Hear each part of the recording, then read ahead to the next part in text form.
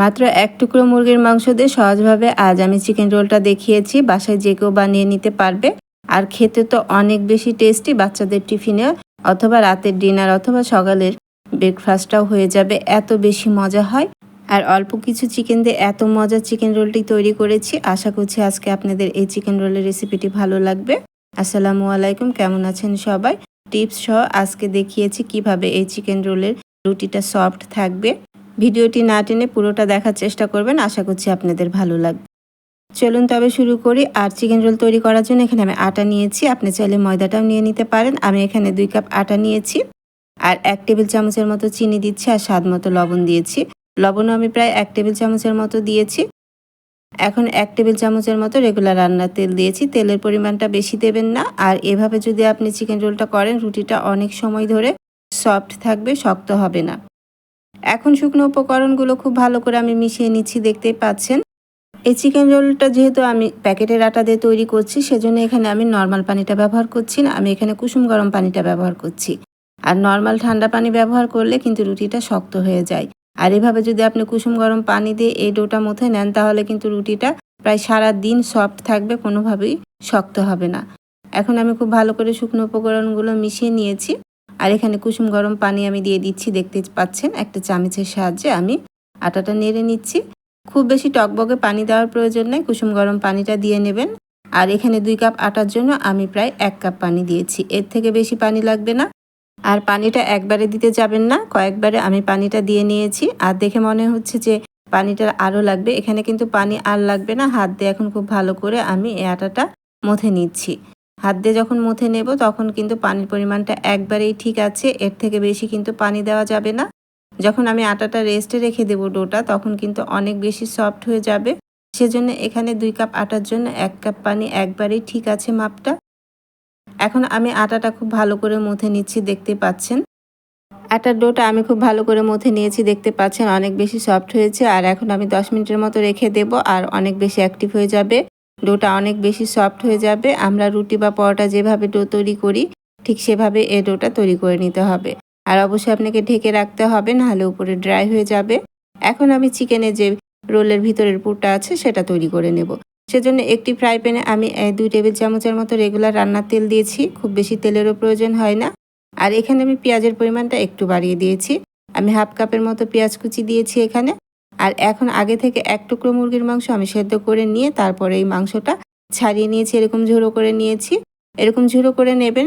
আর এই চিকেনের ভিতরের পুরটা কিন্তু অনেক বেশি সফট হয়। এভাবে আমি পেঁয়াজের সাথে একটু ভেজে নিচ্ছি, আর চুলার আঁচটা মিডিয়াম লো করে দিয়েছি। এখানে 1/2 টেবিল চামচের মতো জিরা পেস্ট দিয়েছি, 1/2 টেবিল চামচের মতো আদা রসুনের পেস্ট দিয়েছি। এখন এই মাংসের সাথে কিছুটা এভাবে আমি ভেজে নিচ্ছি, যাতে কাঁচা গন্ধটা না থাকে। আর খুব বেশি চুলার আঁচটা বাড়িয়ে দিবেন না, তাহলে মাংসটা কিন্তু ড্রাই হয়ে যাবে। আর এভাবে যদি আপনি চিকেন রোলের ভিতরের পুরটা তৈরি করেন, দেখবেন কত যে টেস্ট হয়, একবার বাসায় অবশ্যই ট্রাই করতে পারেন। এখানে 1 টেবিল চামচের মতো হলুদ গুঁড়ো দিয়েছি আর 1/2 টেবিল চামচের মতো লবণ দিয়েছি। এখন খুব ভালো করে আমি মিশিয়ে নিয়েছি, দেখতে পাচ্ছেন। আর এখন এখানে দিয়ে দিচ্ছি ঝালের জন্য 1/2 টেবিল চামচের মতো লাল মরিচের গুঁড়ো, আরও দিয়ে দিয়েছি 1/2 টেবিল চামচের মতো গরম মশলা গুঁড়ো। আপনাদের হাতের কাছে যদি চাট মশলা থাকে তাহলে সেটা দিয়ে নেবেন, আর যদি চাট মশলা না থাকে তাহলে ম্যাগি মশলার একটি প্যাকেট এখানে দিয়ে দিতে পারেন। এখানে আমি 1 টেবিল চামচের মতো সয়া সস দিয়েছি, আর সামান্য পরিমাণ পানি দিয়ে দেবেন। প্রায় 2 টেবিল চামচের মতো পানি দিয়েছি, যাতে চিকেনটা ড্রাই না হয়ে যায়, সেদিকে খেয়াল রাখতে হবে। এখন আমি 1/2 টেবিল চামচের মতো কালো গোলমরিচের গুঁড়ো দিয়েছি। আর এখানে এখন আমি কিছু সস ব্যবহার করব, সস দিলে কিন্তু এই চিকেনের পুরটা অনেক বেশি সফট হয়ে যাবে। আমি কিন্তু 1 টেবিল চামচের মতো সয়া সস দিয়েছি, লবণের পরিমাণটা আপনারা বুঝে দেবেন। এখন এখানে আমি দিয়ে দিলাম চিলি সস দিয়েছি আমি 1 টেবিল চামচের মতো। এই সসগুলো কিন্তু আমার ঘরে তৈরি করা, আর সারা বছর কিভাবে সংরক্ষণ করে রেখে খাওয়া যায় সেই টিপসগুলো কিন্তু আমি শেয়ার করেছি। এই রেসিপিগুলো কিন্তু আমার চ্যানেলে দেওয়া আছে, চাইলে ভিজিট করে আসতে পারেন। এখন এখানে আমি আবারও দিয়ে দিচ্ছি 2 টেবিল চামচের মতো টমেটো সস। সসের পরিমাণটা একটু বাড়িয়ে দিয়েছি, তাহলে কিন্তু এই চিকেনের পুরটা খেতে অনেক বেশি টেস্টি হয়। বাসায় এভাবে ট্রাই করতে পারেন। যারা আমার ইউটিউব চ্যানেলটি এখনও সাবস্ক্রাইব করেননি, তারা আমার ইউটিউব চ্যানেলটি সাবস্ক্রাইব করে দিতে পারেন নতুন নতুন সহজ রেসিপি দেখার জন্য। আর যারা আমার ইউটিউব চ্যানেলটি সাবস্ক্রাইব করেছেন, তাদেরকে অসংখ্য ধন্যবাদ জানাচ্ছি। আর আমি চুলার আঁচটা মিডিয়াম লো করে রেখে কিন্তু আমি এই চিকেনের পুরটা তৈরি করে নিয়েছি। এখানে কিছুটা কাঁচামরিচ কুচি ছড়িয়ে দিয়েছি, আর কিছুটা ধনিয়া পাতা কুচি দিয়েছি। আর চুলার আঁচটা কিন্তু মিডিয়াম লো করে রাখতে হবে, তাছাড়া চিকেনটা ড্রাই হয়ে যাবে। চিকেনটা যেন সফট থাকে, জুসি থাকে, সেদিকে খেয়াল রাখতে হবে। এখন আমি এখানে দিয়ে দিচ্ছি মেয়োনিজ। মেয়োনিজটা দিয়েছি আমি এখানে 3 টেবিল চামচের মতো। আর চুলাটা কিন্তু এখন আমি বন্ধ করে দিয়েছি। আর এভাবে মেয়োনিজটা দিয়ে নেবেন, অনেক বেশি জুসি হয় আর অনেক বেশি টেস্টি হয় এই চিকেন রোলের ভিতরের পুরটা। বাসায় একবার এইভাবে চিকেন রোলের ভিতরের পুরটা তৈরি করে দেখলেই বুঝতে পারবেন যে কতটা টেস্টি হয়। চুলাটা অবশ্যই বন্ধ করে দিতে হবে যখন মেয়োনিজটা দিয়ে দিবেন। তৈরি হয়ে গেছে, এখন আমি নামিয়ে নেব। খুব ভালো করে মেয়োনিজটা আমি চিকেনের সাথে মিশিয়ে নিয়েছি, দেখতে পাচ্ছেন অনেক বেশি কিন্তু লোভনীয় হয়েছে। এখন আমি কিন্তু রুটিগুলো বেলে নেব। চিকেনের পুরটা তৈরি করতে কিন্তু আমার 10 মিনিট সময় লেগেছে, আর 10 মিনিটে দেখতে পাচ্ছেন যে রুটির এই ডোটা কতটা সফট হয়ে গেছে। আমি কিছুটা মথে নিচ্ছি, আর আমি 2 কাপ আটা থেকে আমি 7টি লেচি কেটে নিচ্ছি, দেখতে পাচ্ছেন। আর এই চিকেন রোলের রুটিগুলো একটু পাতলা হয় আর একটু বড় বড় হয়, তাহলে কিন্তু সফটও থাকবে, আবার খেতেও অনেক বেশি ভালো লাগবে।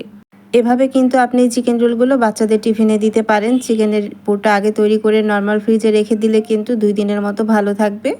আর ঝটপট রুটিটা বেলে নিলেই কিন্তু এই চিকেন রোলটা তৈরি হয়ে যায়। এখন আমি রুটিটা বেলে নিচ্ছি, দেখতে পাচ্ছেন অনেক বেশি সফট হয়ে গেছে। আপনারা যদি চিকেন রোলের রুটিটা মোটা খেতে পছন্দ করেন তাহলে আরেকটু মোটা করে লেচি কেটে নেবেন। আমি যেভাবে তৈরি করছি এভাবে কিন্তু রুটিটা অনেক বেশি সফট থাকে, আর প্রায় সারাদিন কিন্তু সফট থাকবে। রুটিটা কখনোই শক্ত হবে না, যেভাবে আমি কুসুম গরম পানি দিয়ে ডোটা তৈরি করে নিয়েছি। এখন আমি রুটি বেলে নিচ্ছি। এটা বলে দেওয়ার কিছু নাই, যেভাবে আমরা রুটি বা পরোটা খাই তার থেকে একটু পাতলা করেছি আমি। খুব বেশি পাতলা করে রুটিটা বেললে কিন্তু আবার এই চিকেন রোলটা খেতে ভালো লাগবে না, তখন আবার টেস্টটা অন্যরকম হয়ে যাবে। রুটিটা দেখতেই পাচ্ছেন যে আমি কতটা পুর করে বেলেছি, ঠিক এরকম করে রুটিটা বেলে নেবেন। এভাবে সবগুলো রুটি আমি বেলে নিয়েছি, এখন আমি রুটিটা ভেজে নেব। সেজন্য একটি ফ্রাই প্যানে আমি রুটিটা দিয়ে দিয়েছি। যখন এক পাশটা হয়ে আসবে তখন আরেক পাশটা এরকম করে উল্টিয়ে দিয়ে আমি প্রায় হাফ টেবিল চামচের মতো তেল দিচ্ছি এখানে। আপনি চাইলে কিন্তু যারা স্বাস্থ্যসম্মত তারা তেল ছাড়া এভাবে রুটিটা ভেজে নিতে পারেন। উল্টে পাল্টে আমি কিছুটা ভেজে নিয়ে তারপরে হাফ টেবিল চামচের মতো রেগুলার রান্নার তেল দিয়েছি। আর এটা কিন্তু পরোটা ভাজা যাবে না, খুব আলতো করে কিন্তু অল্প একটু তেল দিয়ে ভেজে নিতে হবে। অনেক বেশি টেস্টি হয় যদি এভাবে আপনি সামান্য পরিমাণ তেল দিয়ে রুটিটা ভেজে নেন। রুটিটা কিন্তু তৈরি হয়ে গেছে, আর দেখতে পাচ্ছেন যে কতটা সফট হয়েছে রুটিটা। ঠিক এভাবে কিন্তু আমি সবগুলো রুটি ভেজে নিচ্ছি। রুটিটা ভাজার সময় আমি কিন্তু খুব বেশি তেল ব্যবহার করছি না, মাত্র হাফ টেবিল চামচের মতো তেল ব্যবহার করছি। আর যখন আপনারা ডোটা তৈরি করবেন তখনও খুব বেশি তেল দেওয়ার প্রয়োজন নাই, 1 টেবিল চামচের মতো তেল দিলেই হয়ে যাবে। রুটিটা কিন্তু অনেক বেশি সফট থাকবে। এভাবে কিন্তু আমি সবগুলো রুটি ভেজে নিয়েছি, দেখতে পাচ্ছেন যে রুটিটা কতটা বেশি সফট হয়েছে। আর খুব বেশি তেল দেওয়ার প্রয়োজন নাই, তাহলে কিন্তু রুটিটা শক্ত হয়ে যাবে আর সেটা পরোটা হয়ে যাবে। এভাবে আমি ভেজে নিচ্ছি, দেখতে পাচ্ছেন কতটা সফট হয়েছে। আর চুলার আঁচটা আমি মিডিয়াম করে রেখেছি। খুব বেশি হাই করে দিলে এই রুটিগুলো কিন্তু পুড়ে যাবে আর শক্ত হয়ে যাবে। সবগুলো রুটি আমি তৈরি করে নিয়েছি। এখন আমি রোলটা তৈরি করে নেব, আর রোলটা আপনার পছন্দ মতো সাজিয়ে নিতে পারেন। এখানে আমি কিছুটা মেয়োনিজ দিচ্ছি, 1 টেবিল চামচের মতো মেয়োনিজ দিচ্ছি। অনেক বেশি টেস্টি হয় এভাবে যদি আপনি মেয়োনিজ দিয়ে দেন। অনেকে কিন্তু চিকেন রোলের মধ্যে চিকেনটা কিউব করে দেয়, এভাবেও একবার দিয়ে খেতে পারেন। অনেক বেশি পছন্দ করবে বাচ্চারা, অনেক বেশি সফট হয়। আর চিকেনগুলো কিউব করে দিলে কিছুটা শক্ত হয়ে যায়, আর এভাবে চিকেনটা যদি আপনি তৈরি করে নেন চিকেন রোলের জন্য তাহলে অনেক বেশি সফট হয়। দেখতে পাচ্ছেন নিশ্চয় যে আমি কিভাবে চিকেনের রোলটা সাজিয়ে নিচ্ছি। প্রথমে আমি চিকেন দিয়েছি, আর চিকেনের পুরটা একটু বেশি করে দেবেন। কিছুটা পেঁয়াজ কুচি, কাঁচামরিচ কুচি, ধনিয়া পাতা কুচি দিয়েছি, শসা কুচি দিয়েছি, টমেটো সস দিলাম আর চিলি সস দিলাম। বাচ্চারা খেলে আপনি কাঁচামরিচ আর চিলি সসটা স্কিপ করতে পারেন। বড়দের জন্য অনেক বেশি টেস্টি হয় যদি এভাবে রোলটা আপনি তৈরি করে নেন। এভাবে আমি সবগুলো রোল তৈরি করে নিয়েছি। আমি 2 কাপ আটাতে প্রায় 7 পিস আমি চিকেন রোল তৈরি করেছি, আর 1 টুকরো মুরগির মাংস দিয়ে কিন্তু অনেকগুলো চিকেন রোল তৈরি হয়ে যায়।